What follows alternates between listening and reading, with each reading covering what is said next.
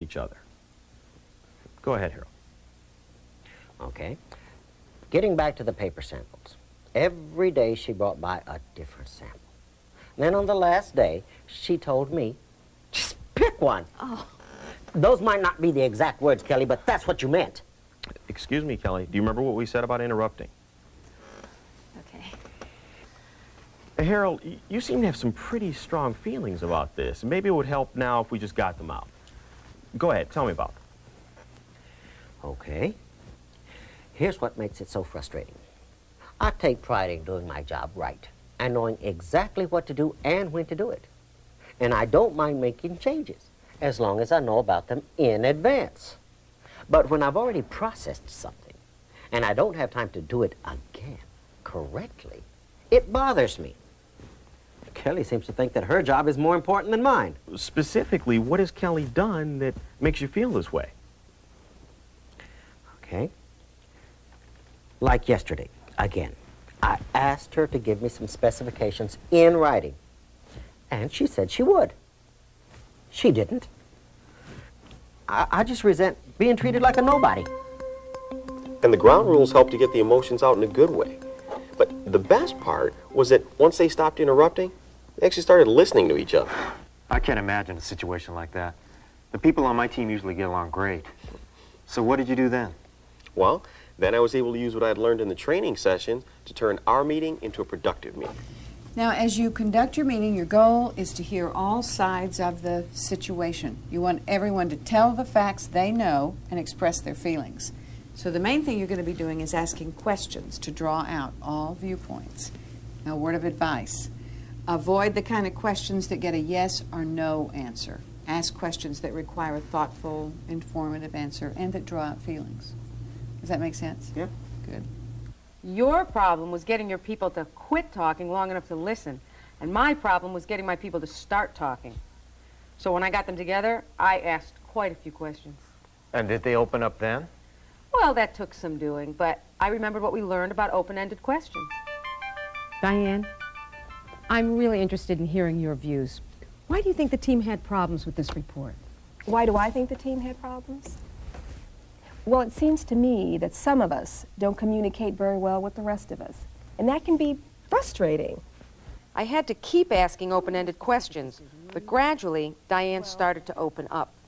Why don't you tell me about a specific decision, okay? Well, frankly, I was pretty upset about that decision not to staple the report.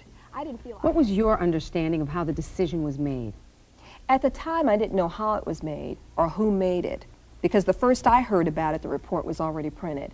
I called the printer. Diane responded pretty well, but Eric presented a problem our HR person had warned us about. He clammed up.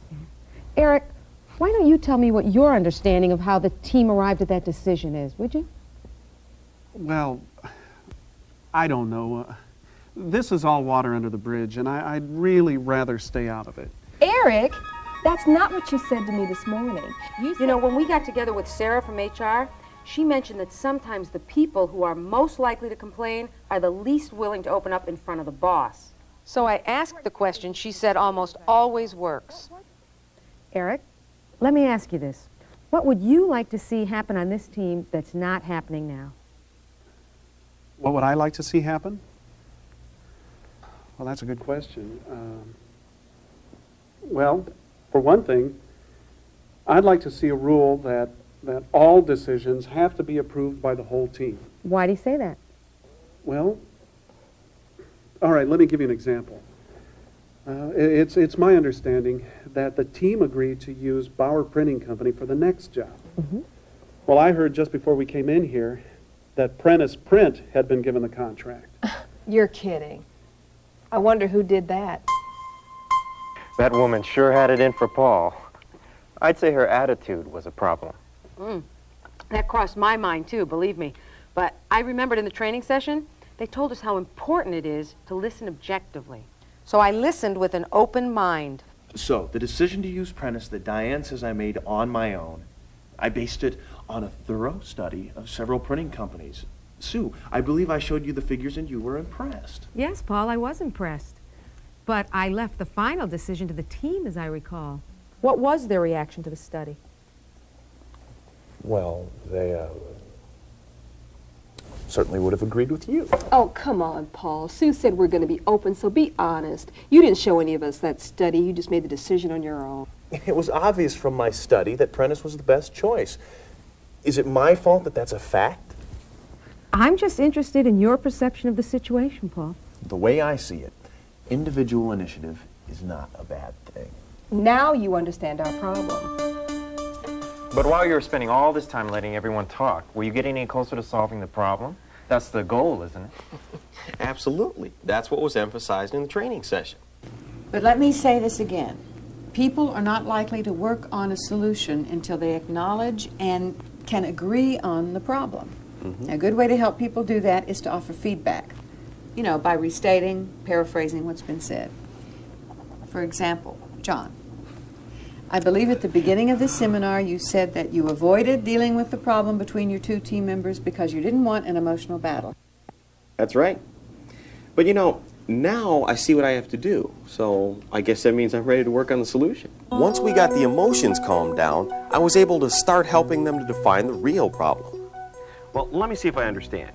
You feel as though Kelly's verbal instructions are unclear, and when she makes last-minute changes, it makes your job more difficult. Is that it? That's a big part of the problem. Now, Kelly, Harold's just given us his views on this. What's your perception? I have great respect for the way you dot all the I's and cross all the T's, because I'm not the best detail person in the world. I admit it. But I need to have the freedom to do my job right. So now, what you're saying is that those last-minute changes are just an inevitable part of your work. And while you don't intend to make Harold's job more difficult, it upsets you when you don't feel that you have the freedom that you need to do your job right. Is that it? Yes. But I understand now why Harold got upset with me. I sometimes put things in a kind of verbal shorthand that I expect people to understand. I need to start putting things in writing for him. That would help. What if I get you a request sheet with all the specific information I need? You fill it in. Then we can both do our jobs and not bother one another. Good idea. They worked out a system that gave Harold the specifics that he needed, yet still allowed Kelly the freedom to make changes. So how did your conflict get resolved? You know, if you don't mind my saying, it sounds like the solution there was a attitude adjustment for the guy that was so big on individual initiative. Oh, he needed to become a better team player, there's no question. But so did the others.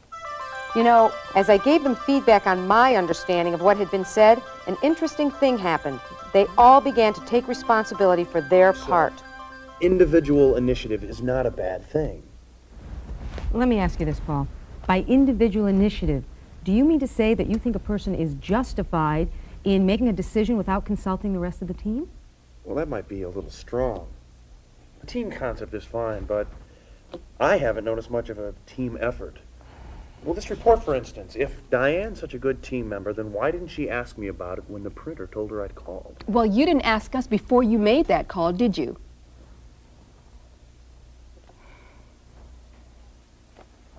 Maybe I wasn't the best team member either, but I was so frustrated. Eric felt that way too. How did you feel about it? Well, I guess I felt left out sometimes because certain decisions weren't being made by the whole team. So when things went wrong, I just didn't feel like fighting it and maybe let the whole team down. Okay, let's see if we can boil this down to specifics. You're saying that sometimes Paul took actions without consulting the whole team, right? Right. Okay. And that resulted in not always having 100% team effort. Did I say that right? That's it.